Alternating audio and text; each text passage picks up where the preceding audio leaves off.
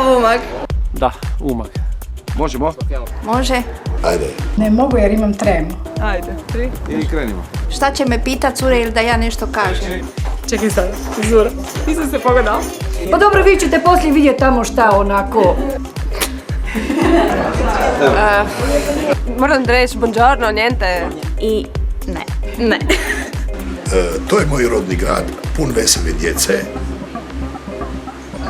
A vidi, tako je majstor.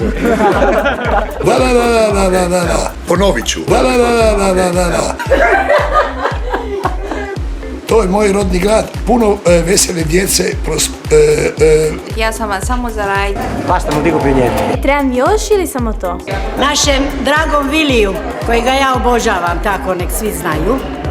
Svima ostalima koji brinu da nam u Umagu bude lijepo, mi zahvaljujemo na ovaj način.